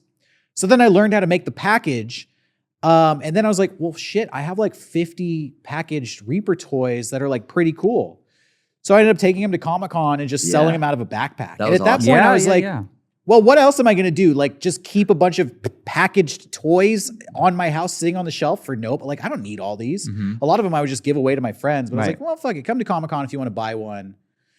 So eventually you will just get to that point where kind of your talent starts spilling out. You have to show it to the people out there. But I think I really want, if I could choose a hobby for myself, like today, it would be screen printing and making like shirts with the screen printing. But like that is such a expensive like buy-in to get like that. I was doing DIY. Well, I was doing that too. You did do that. And I made a couple of shirts, and it was fun. You guys had to take like Mod Podge glue and like slowly paint and not get the part. There's a step up from that where you can buy small screens and the real ink that they use in those big machines. Maybe I'll do that next because I would love to You screen should print my own expand. shit. I think you should definitely expand on that. I would also say like skateboarding for a time. That was it for was a while. hobby for you. Yeah, I was doing that. Okay, you're right. Okay, And I you do were- have hobbies. You were able to like, hey, I'm teaching my daughter. Well, I'm taking my daughters to their skate lessons. I might as well have my hobby here too. Right. And like you would skate. Yeah. So it's double dipping, especially at our age where you kind of have to kill two birds with one stone to get some me time. Yeah.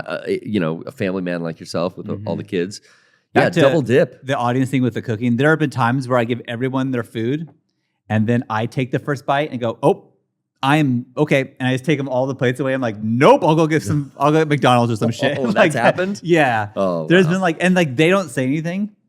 I know because they just know I spend all the time making dinner, but like I don't know. There was one time I think I put like quadruple the salt. It was like licking the ocean. I was like, "Oh my, what the fuck have I done?" So I just had to. Teaspoon, not tablespoon. Yeah, I ruined it. You know, for a while I was making bootleg VHS tapes. Yeah. I think the one I made for you, Dude, the Nirvana one is so sick. is the only one I ever made. I made Really? I made one for you, and then I made one for West, our photographer, because he kind of got me started with the whole VHS thing. So Yeah, I was like, yeah. hey, here's a special thing for you.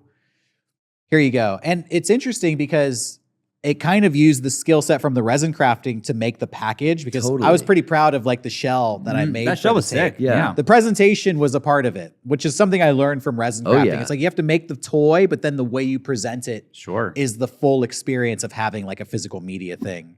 I would say you and your knowledge of the VHS duplication though has helped us here with some of the tapes that we've produced, Mm-hmm. Yeah. like the that's Mega true. 64 the MLK Origins, the MLK one was the recent one. But yeah, I'm finding that my hobbies are very similar to your story, Derek, where I do it once and I got it out of my system and I kind of don't go back. You to move it. on to the next thing. Yeah. But it's like some of these hobbies are fucking expensive.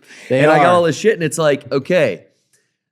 I always get back to it. It's like there was a point where I got way into airsoft. Right. Man, I played a lot of airsoft every weekend. And then it got to be like, all right, put that stuff on the shelf. And it's still my hobby, but I only play an airsoft game like once a year now. Mhm. But I still love jumping back into my hobby. Like Yeah. I'm not getting any better at it, like because I stopped after that year. And same with like you said, the motorcycle, or like even my wrestling. Like I debuted at Keith's show, right? That high school show. Yeah. Yeah. Haven't really pursued. It was like I got it out of my system. I did it in front of people. Cool. I'm still training every week. Okay. But there's like I am in zero pursuit of A show again. an audience. Yeah. Yeah. Well, to me, the whole point of having it is it puts some excitement into your life. And Oh, yeah. I find that my hobbies are often creative because I get excited about the idea of creating something that somebody else can enjoy. So yeah, once I made the tape for you, and it was a Christmas gift for Yeah. you, and it was really inspiring to me hearing you talk about, I always wanted to go to this Nirvana show. My parents wouldn't let me go. I missed my opportunity. Kurt Cobain died. And I lost a that little while bootleg I after. had. Yeah, and a lot of people regard that to be the best Nirvana show ever. Yeah. I was like, I'm gonna make that for you for Christmas. That's so sick. Dude, I've watched that like a dozen times. dude. Well, I put it on all the time when I'm doing stuff in the I can't house. even- not only was it the show, but I was able to find all the commercials Yeah. promoting the That's so San cool. Diego And show. that was the shit I never had. So you got like the local TV spots. And Yeah, and like the news being like, they're Bobcat. called Nirvana, and these teenagers are lined up to see him tonight. And even doing research, found out that Bobcat Goldthwait Yep. opened for them, doing a stand-up comedy. And I was able, I found like recordings of his stand-up comedy from other shows, so you could even hear what some of that stand-up was. So I really tried to make it like a full Dang. experience. so Like cool. you were there. As much of the concert as I could provide, from buying the tickets to the opening act to seeing the whole show. And then I even found some behind the scenes footage, that comes Yeah, after the after the concert, show. where they Yeah, leave yeah. the stage and they're like smoking cigarettes and arguing with people. backstage. Could you replicate something like that fairly simple? Because I feel like the way there's a market for your Gustavo figures, Yeah. like, man, you could trade those tapes or you could sell those dude, tapes. I want one. That sounds fucking dope. Like Yeah. that sounds cool. I could, the label on the tape was I got a sticker maker, so I printed out Nirvana, and I would you use have the like gear. white paint pen to fill it in. So it was very like handmade. Yeah, that's what I love about it. It's very Yeah. one of one. The shell casing was like, I hand cut the slips that I photoshopped them and printed out the set list and like a picture of them and made a marquee that said Nirvana, the show my parents wouldn't let me go to. And yeah, I could replicate it, but I could probably make 20 before I ran out of supplies. I had to buy like in bulk, like tapes and shell cases. So you have stuff for the next time you want to revisit this hobby, but maybe a different tape. I could probably make about 20 tapes of anything I wanted at this point. Right now. Okay. The other tape I wanted to make was a mixtape of, it was a wrestling mixtape of like very interesting. I don't know if I should say too much because I don't want anybody to steal my idea out there. This one's a good idea. It'd be a very like interesting twist on like a wrestling mixtape, which I got into buying wrestling mixtapes and I love the themed ones. I bought this tape from a guy and it was called Horrors and Headlocks and it was all like Halloween themed matches and Halloween themed promos and commercials, so it was really inspiring. Yeah, so maybe I'll make some more tapes down the road. Yeah. Hell yeah. Hell yeah. And maybe I'll play Airsoft again. What's that, Derrick? And everybody else out there should get a hobby as well. Let's read some of the comments here. Oh, yeah. Our comments on our chat or our Patreon. We have Twitch, we have YouTube. We here at Business Company Network have been fans of Mega64 for over a decade. And your influence on internet comedy is paramount. Some of your hobbies include investing, reading, and building casual competitive Pokemon teams. Some of our hobbies, investing, reading, and building casual competitive Pokemon teams. Cheers, boys. Hell yeah. Johnny, who's your casual Pokemon team? What are you going with? Your top 3? Blastoise, Moltres. Oh, hell yeah. In the Sky with Justin, and Ivysaur. Fucking original 150? My guy's a fucking old head. Respect. Nice. No Chimchar for Johnny. No, that's fucking second I'm gen. not doing that. Mudkip, fucking Cyndaquil. I don't know. Okay, he's showing off. I want to read some of the topics from Patreon here that people want us to cover. If we have a chance, this will give us some stuff to talk about. Love y'all. Real quick, what's the worst character in an Austin Powers series? No, I like Foxy Brown. I truly never thought Fat Bastard was funny. I don't think that's good. That sucks. Fat Bastard but we sucks. had a lot of fun with that stuffed doll on a set. Making fun of it, Yeah. I think actually it's terrible. I think it's my belly. terrible. Get in my belly. I'm gonna eat you. That's not. It's a proto Shrek. Fat Bastard's so important to society. Yeah, dude. Culturally, you're And he fucked loses up. weight in the third movie. Yeah, So. Oh my he's a skinny God. bastard. Exactly. Oh yeah. Mini-Me, that little noise he makes. Oh, I like Mini-Me. You guys, I'm gonna be real with you. There are no bad characters Not for Alpha Bizina? in Austin Powers. Oh, wait a minute. My rival, dude. Obviously. His son, Seth Scott. Green. Yeah, Scott. Yeah. Scott's the worst character in Austin Scott Powers. Evil? Scott Evil. No, dude, he's the voice of reason. They're all good. They're all great. Austin. Come on, Michael Caine and his father, Yeah. Austin. He was I'm good. so I forgot that Michael Caine's his dad. I'm gonna teach you how to shag, Austin. Oh We're going God. to shag together, father and son. I have a memory of How? my father laughing harder than I've ever heard him laugh at anything. I think it's the second movie when it's all of the sexual innuendo. A hot dog, look at that giant wiener. And then it's like the guy eating a hot. Is that the second film opening? You know They what? do it in every movie. Okay. To be honest, Well, one of it's great. You can mine that well so deep. I can just hear my dad's maniacal laughter. Like, what's his name in Cold Fear? I remember thinking the first Not one Cold Fear. was so funny. Yeah. So funny. And then I watched it recently. I'm like, oh, show Beckett. Will Ferrell. Halfway, I was like, this sucks. This is not Okay, good but at did all. you get to the part who's number 2 working for? I did. See, classic. Johnny's laughing from the crow's nest. I got in trouble in school because I think in the first one, he flies away in the rocket ship and it looks like a penis or whatever. Yeah. Brilliant. And, God, you got movie club. I remember I drew Dr. Evil and his rocket ship. Uh-oh. Like a ton. In like elementary school, like No penis drawings, The Johnny. teacher got really mad. Mm-hmm. That sucks, dude. You're drawing dicks in What class. movie was it that opened up with just drawings of dicks? Bro, it was super bad. Oh, yeah, it's super bad. I rewatched that the other day. How's that hold up? It was all right. It was still funny. Okay. It was still funny. That was like the funniest for a moment in my life. I don't know. That was a good movie. Horace Horse Caller says, question for Derrick. What would your elevator pitch be for a new Friday the 13th movie? Would you continue where Freddy vs. Jason left off, or would you start fresh? Gotta start fresh. Okay. Like New Nightmare? I like that one. Here's what I would do. Check this out. We're not going to start fresh. We're not going to continue the story. We're going to pick up where the New Line Cinema movies left off. Okay. It takes place immediately following Jason Takes Manhattan. 1989, Jason Takes Manhattan. He goes back to Crystal Lake. Now, you may remember at the end of Jason Takes Manhattan, they go into the sewer and they flood him with sewer water, and he like reverts back into a child. Oh, Yeah, he's like a little mutant kid. Some, again. weird. some crazy shit.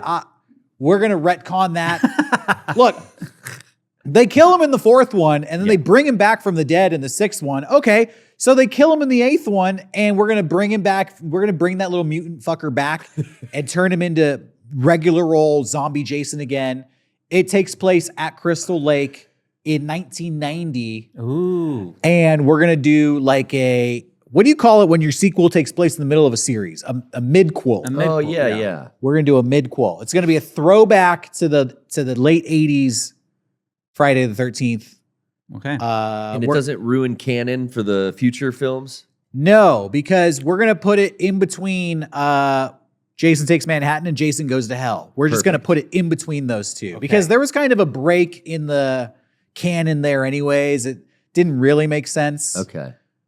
So it's not going to fuck with anything that's currently happened. Is Jason Goes to Hell good? Because that cover No. I thought was as seeing that in like the Blockbuster, I was just like, this movie looks fucking awesome. So why it's not good is the FBI tracks down Jason in the beginning of the movie and they shoot him with guns so much that he explodes. Okay. He literally explodes. Oh, shit. And from that point on, he's not in the movie. This Phosphorus probably happens like rounds. 10 or 15 minutes into the movie. I haven't seen it in a while. But they take his remains to an autopsy house and his heart is like still beating and it has evil energy in it. And the guy at the autopsy room eats the heart. Why would you ever The eat corner that? eats the heart? Yeah, and That's a terrible corner. And becomes corrupted by evil Jason energy. Yeah. And from that point on, the evil Jason energy is like transferring from person to person. Oh. It's So he's like a fucking, he's like possessing people. yeah, Okay. it's like weird 90s. It doesn't show him like fighting the devil and demons and stuff down in like a flame pit. Are there scenes? Because the cover I remember was like Like flames. Hellworm. Yeah, Hellworm wrapped through the mask and just flames. And I was just like, that's badass. But you don't ever get to see that shit, right? Like him in the pits of hell. I think like if I remember correctly, it maybe towards the end of the movie he might like be resurrected in some way, but Yeah. you never see him. Smack up Satan. You never see him smack up Satan. No, they have like an evil demon dagger that they need to stab him with to send him to hell, and then they do, and he starts like falling into like a quicksand pit. He starts being sucked into the earth, and right at the last minute, the Freddy Krueger claws come out and grab him and pull him. This is where the whole Freddy versus Jason thing started. Yeah, Because they put that in there. yeah, at the very end of And the then movie. that did that happen? Did those movies happen? Yeah. Okay. Yeah, I Freddy versus honestly, Jason. it's the it two happened. franchises I'm like, It was not Alien familiar vs. with. Predator and Freddy Freddy vs. versus Jason was like Jason. the same time. Yeah. It was a weird time. Freddy versus Jason is okay. I like the Jason parts, and the Freddy parts I could, it has a lot of bad CGI and it's kind of shitty. It's half good. prime time, bitch. Half good. What's the best restroom at a theme park? You're talking to the wrong guys. here. I mean, I mean, Jesus. The one that I can I don't go to theme parks and I don't use Listen. restrooms. So I don't have an opinion. Yeah. Man. back when we did game days, you didn't have a favorite. You know what? I will say Country Bear? the new Star Wars land or whatever. Is it themed? It's themed. Oh, see, I haven't been in there. Yeah. That's kind of cool. It is like there's music and you kind of hear like robots leaking oil and stuff. Yeah, like monsters like taking shits and stuff. Fuck Yeah, monster it's pretty shit. cool. That's just Hey! someone had one too many Ronto rats. People in the chat are telling me something I never knew about Jason Goes to Hell. That dagger the devil dagger or is the Kandarian dagger from Evil Dead. I was gonna say it sounds like an Evil Dead thing. Hey, I never knew that. Holy shit. Wow. I just fucking learned something about That's my favorite why, movie franchise. Okay, so this makes so much sense now because this is the movie that introduced Freddy versus Jason. Right. And then there was that rumor forever that there's going to be Freddy versus Jason versus Ash. Yes. And that, because seriously, you said like a devil dagger they got to kill him with. I was just thinking like, oh, Evil Dead rules. Yeah, that's cool. Yeah, that is cool. Yeah, well, I always wondered where, Freddy vs. Jason and Ash came from. The Kandarian dagger. Damn, thanks, guys. Shit, I'm gonna be thinking about that all day. Fuck. All right, I gotta go rewatch the movie now. Yeah, let's do Crazy. it. Movie club. Is Rocco bringing back enough Tenga advent calendars direct from the source? Well, it's funny you say that. We do have one here still. It's just It's how many days till Christmas, Sean? Because the Tenga, I don't know who opened this, and We I got don't like know 70 or I don't know why there's already a few missing. And I'm not going to ask because I know who took them. are Tengas missing? yeah, yeah. there's one. Someone got to the 6th. Someone jumped the fucking first 6 and went right to the spinner. So was this Tenga egg taken as a joke? I can't tell you the answer. Or was somebody cranking their hog in the studio. in the place where we do business? That's the real question. Well, they could have taken it home. And honestly, They I don't- could have. I don't want the answer. could have. I don't want the answer. I do. Okay. Well, I don't. And it better So- be All going right. the way I want it to go. Let's have a moment of honesty. Have you ever cranked it at the workspace? No. No. Well, Chili's once. What? I'm joking. No, it's a no. Wow. was in the Holy bathroom. Chili's. Well, it's a no from me, but the person who took the egg is mysteriously not here today. So I don't think we'll ever get to. Oh, check the tapes. Yeah, we do have cameras here. Okay. Oh, that's the last That's thing I true. want to see. Yeah, that's true. I'm not checking that. Yeah, but you could hide from the cameras maybe, get in a dark corner or something. Yeah. Yeah. Cranked it at work is one thing, but have you ever had sex at work? Moving on. Okay. Let's I don't know why you asked that question. change the That subject. was We're inappropriate. let's change the subject. You should have never asked that Gentlemen, question. If all three of us want to change the Gentlemen, Yeah, I subject. think we all do. Gentlemen doesn't discuss. I'm not going to high five you. I'm Johnny, not going to talk you about saw it. He high-fived. Johnny, awful quiet up there. Moving on. No to both. Which characters were the most fun for you to portray in any of your videos? Which were the least fun? Strife from the game Crypt. Was it most fun to play? Yeah. I always say that. I think my most fun to play is Christopher Demon. I think. Yeah. Is that the question? Is Yeah, it most ever? fun and worst. I don't really have a worst. It's not like it's rare I do a reoccurring character, but I'm just trying to think of like what costume was the most uncomfortable. I think the Ava Unit 2. Yeah, Shinji for sure. It was your most hated? Yeah. Yep. I think most fun would be Cell. I really had a good time playing all the versions of Cell. That was great. Least fun. I don't know. I'm sure there's something out there. I don't really like. Cell had a lot of makeup. I don't typically like doing very makeup heavy stuff. Yeah. I also really like playing Solid Snake. Mm. Yeah. That was good too. Yeah. I was thinking about something the other day. I love you as Gary Scarinopoulos. Oh, And really? I was just thinking, like, man, we should bring him back in something. The Dark Souls News Network video is so good, and it's just for your portrayal. I mean, that's the Well, video. that was Gary Scarinopoulos was the Dead Souls guy who was dressed in a trench coat. Yeah. Yeah. Dark Souls News Network, I think, was a different character. Oh, okay. It was Dead But- Souls. Sorry, Yeah, but I could do that. Yeah, I don't know. I Least love that favorite. character. Something I forgot about on the Rocky Horror Picture Show movie club we just did Yeah. was I was going to talk about the Strife character. Yeah. For me, Yeah. is inspired by. Oh. He looks like those cyberpunk ravers under the bridge dancing to hardstyle, with the green neon and the fishnets and everything. Okay. Yeah. But the actual sexy over the top fucking Oh, you're horny going- meter turned to 11. Like I'm impersonating Frankenfurter? Tim Curry as Frankenfurter. Oh. And that's translated over to the Strife wrestling character that I do.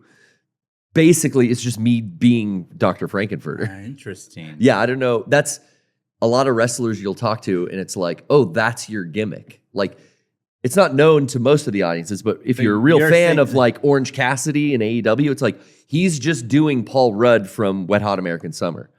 Oh, he is? That is the character, right? And certain other people have gimmicks I like where how you choose of all characters that Paul Rudd, but he's good in the movie. But though. that character is Orange Cassidy is so over in the company, and he's just doing something from a B movie Well, that a niche people. I was of talking to people our like. friend Victor about this for a while. Yeah. Because I was helping produce the Super Awesome Showdown Wrestling. We're talking about gimmicks, and he was like, every great gimmick. Let's talk about wrestling for a second, Please, because yeah, this yeah. is what's missing from wrestling today, in my opinion, and Victor shared this as well, that the gimmicks today, people are essentially just being themselves. Like, I'm a guy, Yep.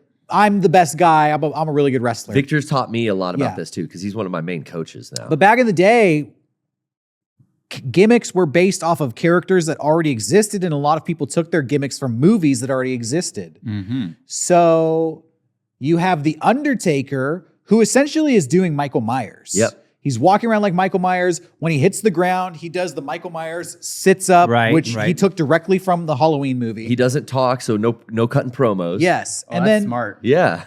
Kane comes out to be his brother. Kane is just doing Jason Voorhees. Yep. He's doing the masked Mask. killer stalking around. Shit. Oh, wow. In the 80s, you had wrestlers who would not hide it at all. You had a guy who wrestled in a hockey mask, and his name was Jason the Terrible. Yeah. And he was just Jason Voorhees. Yeah. You had a guy called the Humongous, who was just the Humongous from Mad Yeah. Max. Sergeant Slaughter was G.I. Joe. Yeah. Literally, there was a G.I. Joe character named Sergeant Slaughter. So Razor Ramon is just doing Scarface. Scarface, yeah. Tony Montoya. Hmm. Stone Cold is, he's almost doing like a hitman type character where he's just going to kill. He's Stone Cold, Yeah. the killer. It wasn't directly, Oh. the Attitude Era almost kind of segued into, and then the era that followed, moving away from these kind of movie archetypes. But I don't know, like I kind of miss having that as an aspect of wrestling, but characters are different nowadays. Yeah. I definitely like that style, and that's kind of the path that I've gone down with the Strife character. Is that I'm definitely just using it's and all. It feels like cheating because it's easy. It's like, oh, I just impersonate this thing from my favorite movie. Well, that's easy, That does And I seem feel easy. like that's why the Strife performance in the Game Crypt videos comes off as a lot of people's favorite. And it comes off as natural to me. That's their favorite character I think that I play. you could even look at Mankind and say that was kind of a version of Texas Chainsaw Massacre. I mean, the character is literally yeah. called Leatherface. Yeah. Oh, He yeah. has the long hair. He kind of just has the weirdness, And the like half of a shaking mask around. on him. Yeah, It looks like half of the and so many others. Sting just fucking stole the crow. Crow. Crow. Yeah. Yeah, that I do know. And even before he was Sting, he was in a tag team called the Blade Runners, Yeah. and they Oh, kind of shit. looked like Deckard. yes, They wore yeah. the trench coats and they had the It seems like that'd be a lot more fun. That's what I would say is like, when we're working out in the backyard and Garrett always has AEW on inside the house, but we can see it. We're watching through the we're bay watching through the window. window. Yeah, Yeah. But like whenever, I'm not going to know the name, but the girl who her gimmick is that it's black and white when she's on. Oh, Tony Storm, such a good gimmick. Yeah. But that is instantly, that's entertaining. So entertaining. I like this gimmick. But like Yeah. when it's just like, it's just a guy, he's really strong. And his name is like first name, last name. Yeah, it's like I don't give a fuck about him. But now this girl is only in black and white, and she's saying that she's like from the 50s as like a film star. That's interesting. Yeah. Like I like that. That's how, and it's way more fun. There's like different schools of thoughts in wrestling. If you go back 50 years, 60 years when it was like territories and stuff, I wasn't there, but I've heard that like in Memphis, that style of wrestling was a lot more like, hey, we're going to have Frankenstein show up this week. Yeah. And we're going to put up a guy up against Frankenstein. Hey, Hell we're going to yeah. have like a mummy character come out this week. Hell yeah. And you're actually fighting like A universal. big bad. Yeah, monsters. The dark universe.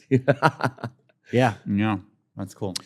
So yeah, I feel like that's been, why'd we get on that subject? I don't remember. They were asking about the favorite characters, and character work is a big part of wrestling. So Yeah, we're let's do a talking couple about more, but time is. And I do want to show everyone our closing theme song. that. Well, 'cause I'm- didn't what? something going on with your eyes? We want to talk Oh, about? did we want to do that? We're Oh ready. yeah, in the pre-show, Sean was saying he wanted to take an eye test. He thinks he should do one. We set up an eye test for him.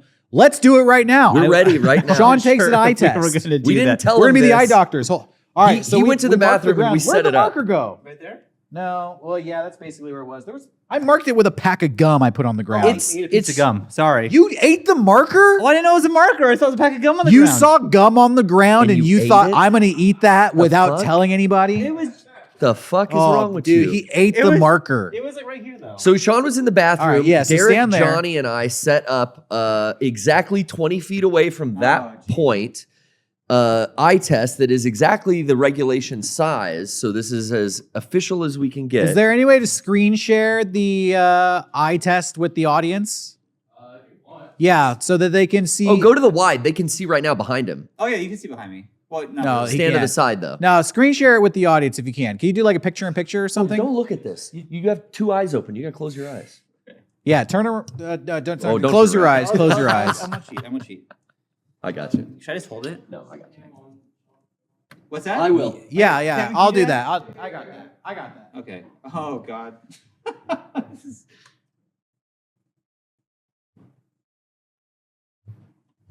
Okay. Sean, Johnny, can you hear me? Okay.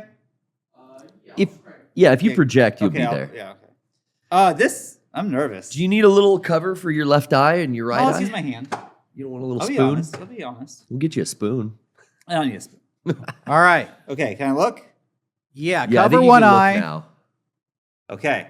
Oh Jesus Christ. All Okay. well, right, let's do top line. E Okay, second line.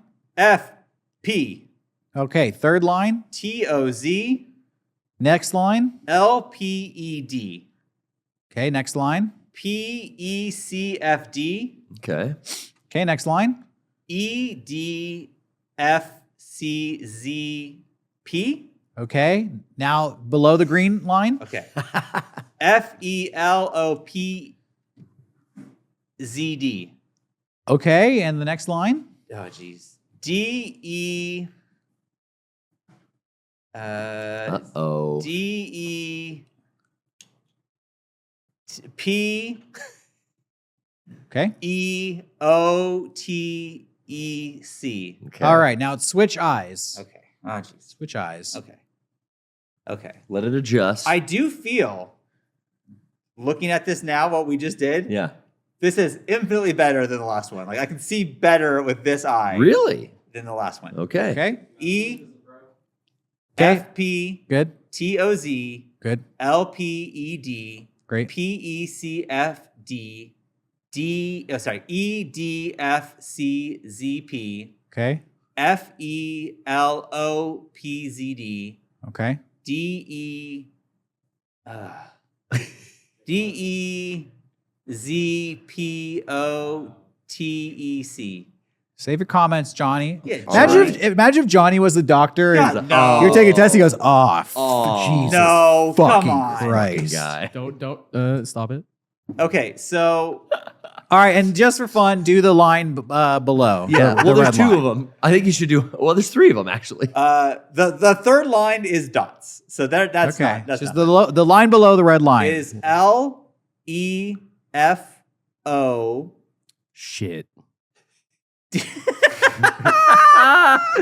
D P C T. Hey, don't look at the All right, bottom cool. monitor too. It's bigger on that. I'm not one. looking at that. Okay, good. All right. Well, I don't know if this is an official test. Yeah. Exactly. Yeah, but we made it up here. according to our test, Sean has 20/25 vision, That's which pretty is good. just five Oh. below perfect. That's pretty. That's good. not bad. Now- if that's really what, okay. which means that what a person with perfect vision would see at 25 feet away, you need to be 20 feet Okay. away to see it. Okay. So now, it's not bad. below that is impossible. I think I could do the ones below that. Let's see it. I think the All right. test is actually flawed. I think the Close letters. it? I think the letters might be a little too big. I wanted me and 'Cause Derrick that to was go too do easy. it. That was Well, too I easy. still am totally down with going to do like a official one because we just made this up here. But you were measuring shit. I know. What do you that mean official? I measured 20 feet away, and then I made Johnny resize the screen to 20 by I 11. mean going. I know what you That's did. as official as it gets. I think going to optometrist is as official as it gets. I know. I don't think that you measuring things. You're is- going to get the same result. maybe. Well, that's good. No, Then I think he'll get worse results at an optometrist. Yeah, well, probably. But This was easy mode. that was. You oh, think? Shit. You think we put it on easy mode? I think it was slightly easy. for him. Well, but we tried. Well, I feel kinda rigged it, 20, actually. 25.